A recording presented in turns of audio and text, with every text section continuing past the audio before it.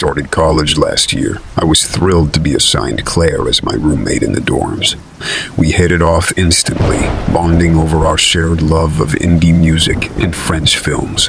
Claire just seemed so cultured and worldly compared to me, a small-town girl new to big city life. At first, I relished having such a built-in new best friend to experience college with. We did everything together. Got coffee, studied, worked out, went to parties.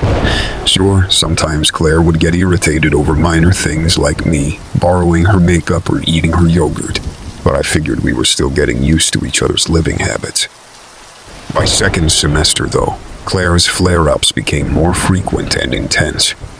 One day, I came back to the room to find she had dumped all my clothes on the floor because I had left a dirty fork in the sink. When I confronted her, she froze me out for days. I started to reconsider how healthy our friendship was. But then Claire would be so sweet again, bringing me coffee and suggesting fun weekend activities. She seemed genuinely remorseful after her outbursts, blaming stress or PMs. I felt guilty doubting her and figured I just needed to be more considerate. Things finally reached a breaking point one night when I came home an hour after curfew. I was so shocked I couldn't even speak. When I tried to squeeze past her, she slapped me hard across the face. "No one stands me up," she yelled before storming out. I collapsed onto my bed, sobbing and terrified at this sudden violent behavior. The next day, I asked Claire bluntly what was going on with her. "What are you talking about?" she responded innocently. She claimed not to remember the previous night or attacking me. I almost questioned my own memories and perception, but I knew I had to distance myself from Claire for my own safety. I started avoiding our room as much as possible, studying late at the library and crashing at friends' places. This seemed to provoke Claire's rage further. She would leave me threatening voicemails if I was out past 10 Mon, which was not against any dorm rules. I contemplated reporting her erratic behavior, but dreaded further retaliation. One night I came back to the room to find my pet goldfish that I'd brought from home lying dead on my pillow. I knew Claire had killed it to send me a twisted message, but when I confronted her, she conveniently had no recollection of it. At this point, I went to campus housing and requested an immediate room change. They were reluctant at first, with dorms all full, but after I broke down explaining Claire's disturbing actions, they agreed I could temporarily move to a converted lounge. I felt a huge sense of relief after getting distance from Claire and her unpredictable fury, but she did not let me cut contact so easily. She would show up pounding on my temporary room door in the middle of the night, making bizarre threats if I didn't come back. One evening, I entered my makeshift room to discover Claire standing there calmly, waiting for me. "Surprise! They agreed to let me move here too," she said cheerily. "Now we can be together again." I sprinted to housing and refused to leave until they took action. After examining documented evidence of Claire's harassment, they finally expelled her from the dorms. But I knew she would not give up so easily. I started taking long, circuitous routes across campus and never walked alone at night. Sometimes I would catch glimpses of Claire lurking in the shadows nearby. She had become obsessed with tracking my every move. One weekend, I went home and relished my escape from Claire's disturbing fixation. I decided to stay and do laundry at my parents' house, but when I went to get clothes from the dryer in the cellar, Claire was hiding in the corner waiting for me. She'd broken into my parents' house and rode 600 miles to find me. I threatened to call the police, which finally made her flee, but after that I was constantly looking over my shoulder wherever I went. I considered getting a restraining order, but Claire was somehow always one step ahead. She would turn up exactly where I was, but be gone by the time police arrived with no proof of harassment. I started wondering if she had set up hidden cameras or recording devices to monitor me. The stalking and intimidation persisted for months, until finally I just stopped leaving my dorm room, except for classes.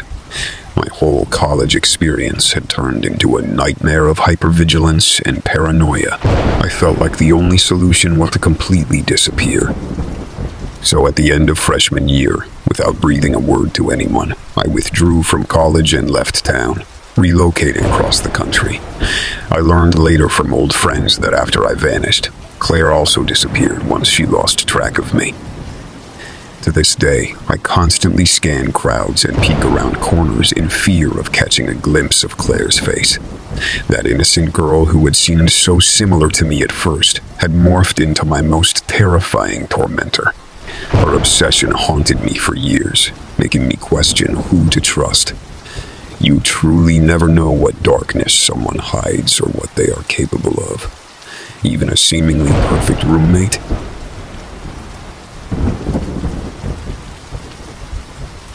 When I started college last fall, I was excited to have a random roommate and make a new best friend.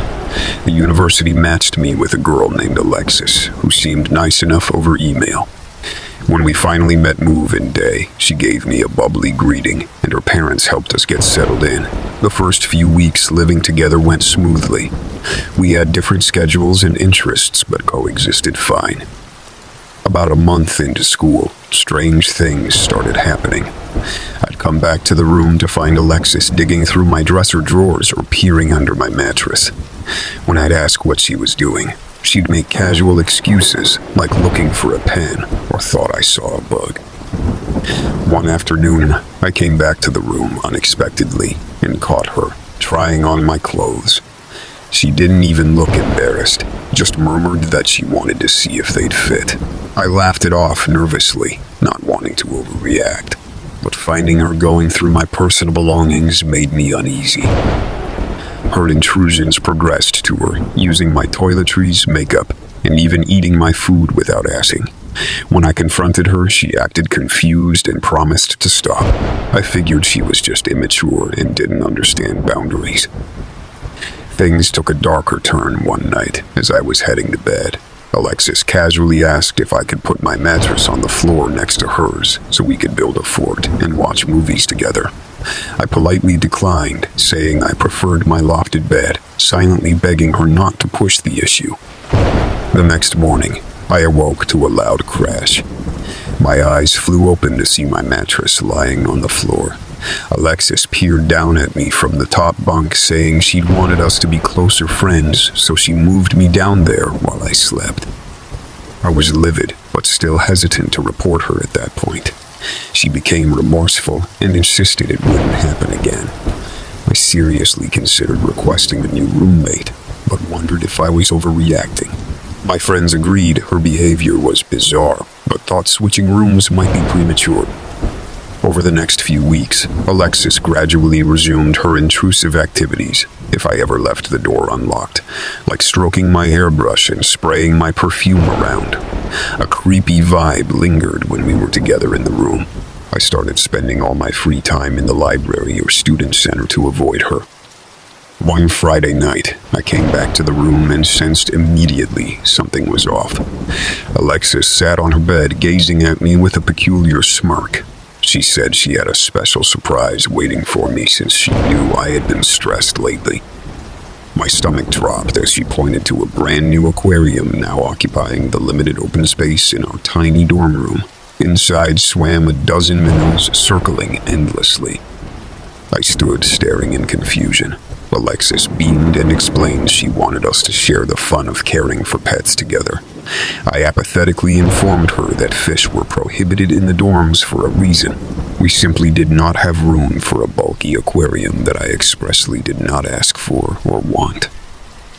Alexis's upbeat facade instantly crumbled. Her face contorted in anger as she shrieked that she'd tried so hard to be a good friend and make me happy. She accused me of always resisting her generosity. Her raging seemed disproportionate and insane for the situation. At that moment, I knew I needed to get out of this room permanently for my own safety. I sprinted to resident advisor's room down the hall and spilled out the whole bizarre tale, feeling foolish I hadn't acted sooner. Mercifully, they took my side, and I was allowed to move to a new room that night. I gradually learned from others on the floor that they had all found Alexis's behavior unsettling and intrusive as well. She had zeroed in on me since I was her actual roommate, but she had made everyone uncomfortable with her complete lack of boundaries.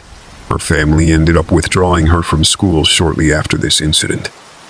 I still feel haunted remembering her deranged rage and violating encroachments.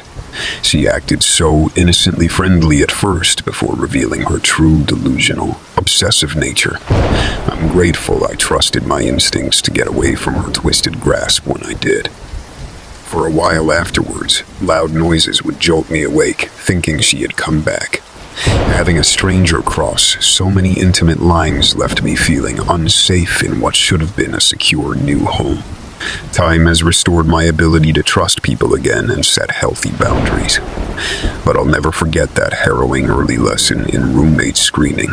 Psychotic people can conceal surprising darkness behind seemingly harmless exteriors.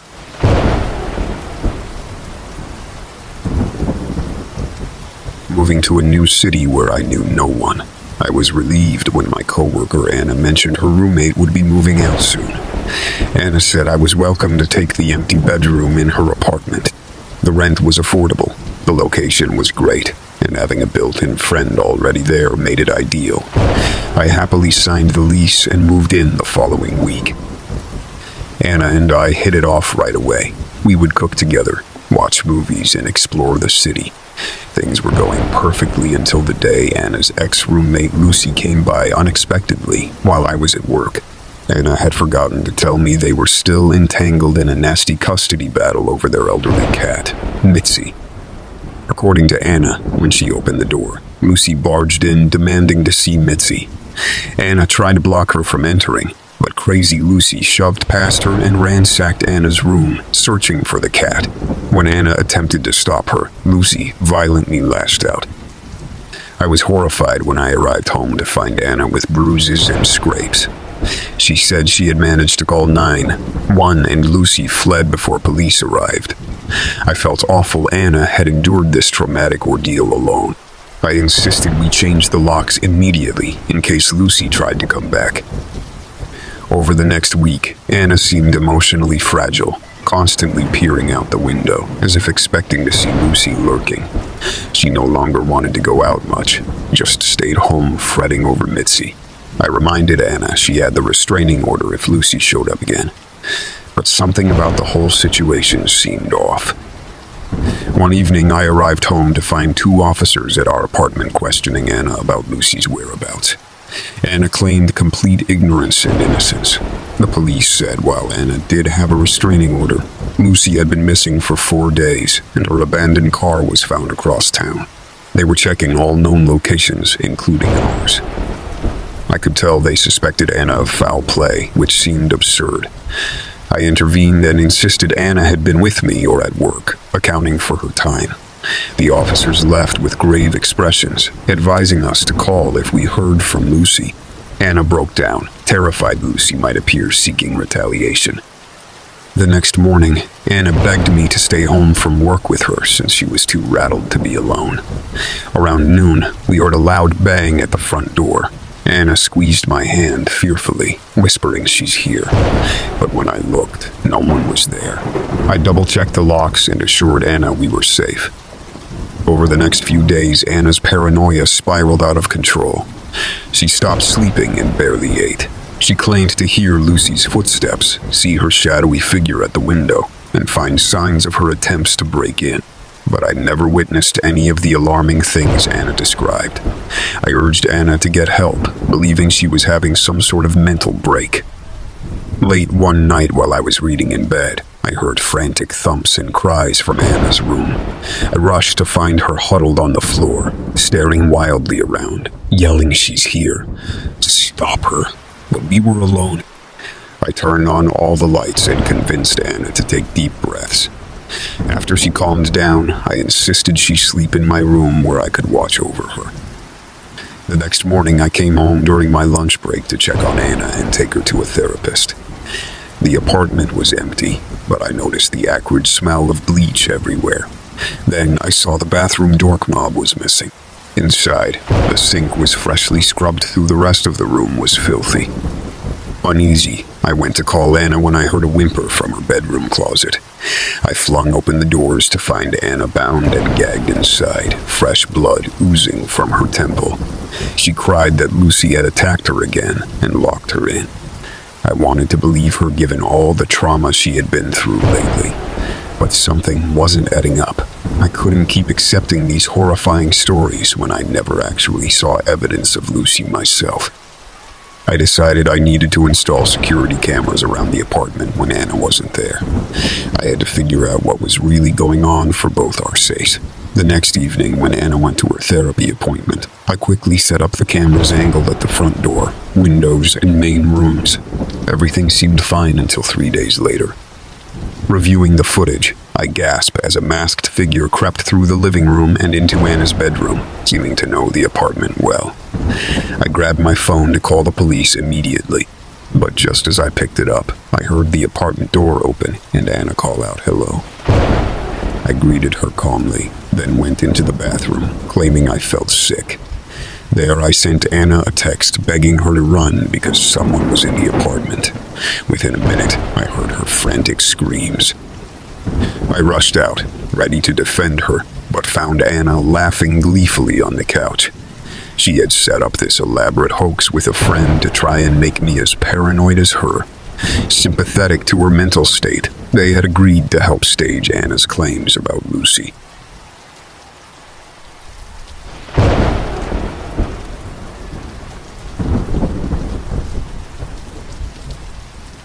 Appalled at this manipulative betrayal, I told Anna I was moving out immediately and urged her to get serious help. She broke down and admitted being obsessed with controlling me and others through fabrication since childhood. She shared other disturbing stories from her past I will never repeat. I packed as quickly as possible, my hands shaking and mind reeling. This experience left me wary and suspicious, constantly questioning events and people's motives. But I learned not to ignore my doubts and instincts. If certain stories and behaviors seem questionable, unexplained, or inconsistent, don't just accept them at face value regardless of your relationship. Protect your safety and sanity, even if it means distancing yourself from toxic, manipulative people.